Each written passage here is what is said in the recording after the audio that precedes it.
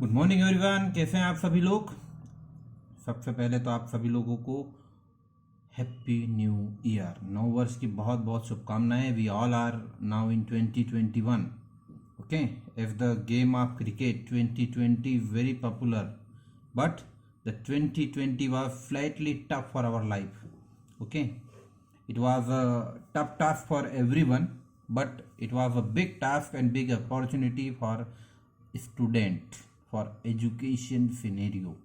Okay, हम जब बात करते हैं, हम जब चीज़ों को समझने की कोशिश करते हैं, तो मैंने भी शायद अपने शिक्षा काल में, अपने एजुकेशन के पूरे समय में 2020 जितना बेहतर अवसर एजुकेशन में कभी नहीं पाया। इसके पीछे कारण है। देखिए, जब हम पढ़ते हैं, जब हम किसी क्लास में होते हैं, तो हम कुछ एक किताबें पढ़ते हैं, कुछ एक किताबों के आधार पर हम ज्ञान प्राप्त करते हैं और उस क्लास में हम कहीं ना कहीं पारंगत हो जाते हैं और फिर एक अच्छा सा प्रतिशत लेकर के हम अगली क्लास की तरफ प्रमोट हो जाते हैं। लेकिन यहाँ पर क्या था, ये जो 2020 था, इस 2020 में हमने क्या लिया? 2020 में हमने खुद ने पढ़ा, हम खुद से आगे बढ़े, हमने खुद से चीज़ों को समझने की कोशिश करी और शिक्षक से सिर्फ एक मार्गदर्शन लिया। और देखिए, शिक्षक भी कहाँ है, शिक्षक अपने घर बैठा है, लेकिन उसने वो काम कर दिखाया, वो शक्ति आपके अंदर भर दी कि आपने अपना बेहतर दिया। आपने अपने जीवन में जो शिक्षा इस दौरान हासिल करी, और साथ ही यदि मैं इसको रिवर्स करूँ तो टीचर्स ने भी इस वर्ष में जितना सीखा, शायद वो अपने जीवन काल में कभी नहीं सीख पाए। तो 2020 निश्चित रूप से कुछ मुसीबतों के साथ था। हमने जैसा शुरुआत में सोचा था वैसा नहीं हो पाया, लेकिन कोई बात नहीं। एक बात हमेशा ध्यान रखें कि शेर जब भी एक कदम पीछे लेता है तो अगली चाल उससे ज़्यादा घातक होती है। 2021 जो है वो 21 होगा और हम लोग उससे ज़्यादा मेहनत करेंगे। पिछले सालों में हम जो कर पाए उससे कहीं अधिक करेंगे, और ये हमको अपने आप से कमिटमेंट करना है, किसी और से नहीं।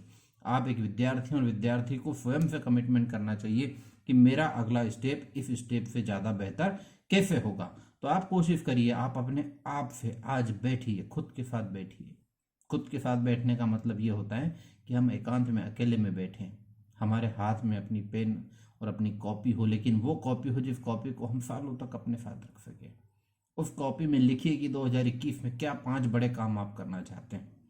अपनी 5 बड़ी चुनौतियों को, अपनी चुनौतियों को अवसर के रूप में परिवर्तित करके सफलता प्राप्त करना चाहते हैं। वो 5 बड़े काम आप लिख के रखिए, क्योंकि जब तक लक्ष्य तय नहीं होगा तब तक आप रास्ता नहीं बना पाएंगे। ठीक है, जब हमें पता होता है कि हमें जहाँ जाना है, उस स्थिति में हम ये तय करते हैं कि अब हाँ, हमें इस रास्ते की तरफ से जाना होगा, तो मेरी वो मंजिल मुझे बड़े आराम से मिल जाएगी। इसलिए सबसे पहला काम, बीइंग एन स्टूडेंट, विद्यार्थी के रूप में सबसे पहला काम आज आपका यह है कि आज आप अपने सारे कामों से फ्री होने के बाद खुद के साथ बैठें और अपने जीवन के 2021 के 5 लक्ष्य तय करें। 2021 की 5 बड़ी बातें यदि आपने तय कर ली तो फिर राह बड़ी आसान होगी, क्योंकि पता होता है कि जाना कहाँ है।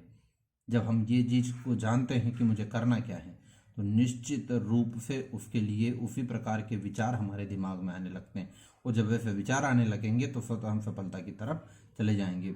तो 2021 का मूल मंत्र है कि 2020 से बेहतर करना है, हमें अपने जीवन के लक्ष्यों का निर्धारण करना है। 2021 के लिए 5 बड़े बड़े विजन हमें अपने साथ रखना है। उन विजन को हमें अपने मुझसे भी शेयर करें।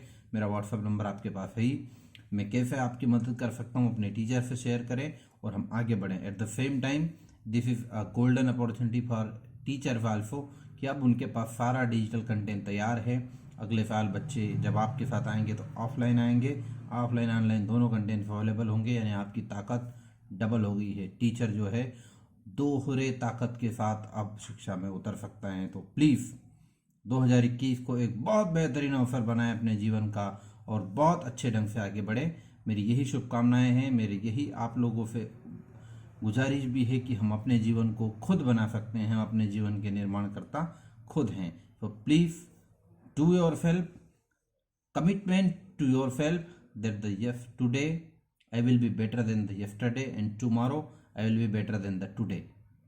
ओके, यानी कल जो मैं था उससे आज बेहतर होऊंगा और कल मैं आज से बेहतर रहूंगा, ये मेरा खुद से वादा है। Thank you very much. Once again happy new year.